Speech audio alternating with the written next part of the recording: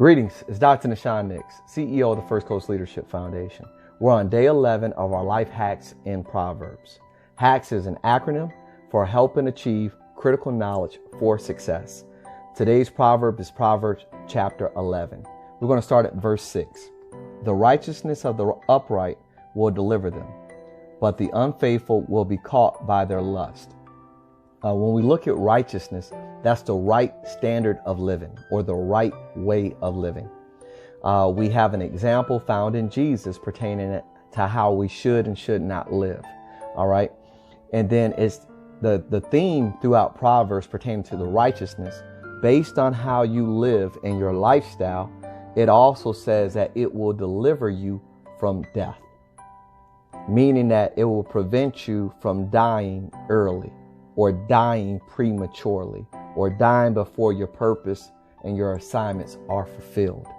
So, and then when we look at the opposite, but the unfaithful will be caught by their lust. And we're talking about affections and attractions. We don't want affections and attractions that pull us away from our Creator. We want affections and attractions that bring us closer to our Creator. The Apostle Paul said it like this in 1 Corinthians 13:11. When I was a child, I spake as a child. I understood as a child. I thought as a child. But when I became a man, I put away childish things. Meaning that, yes, there's a certain time where certain toys entertain you.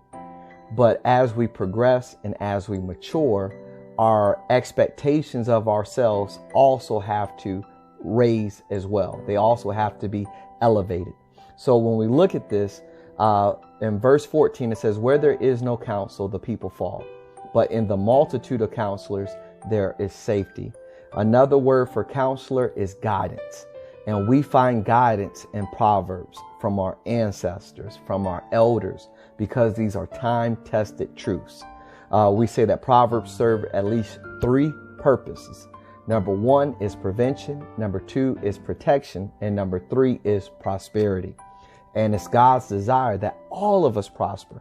However, we got to have proper guidance. So with that being said, when I do leadership meetings, I always say, what's the guideline? What's the timeline?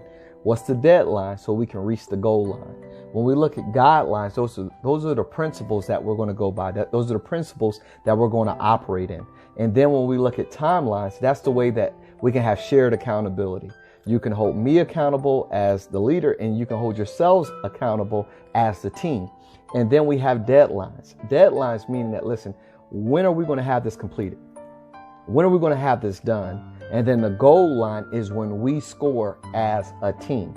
So there's a bunch of shared accountability, but we have to be clear with the guidelines, the timelines, the deadlines, so that we can all reach the goal line. That's your life hack on today. God bless you.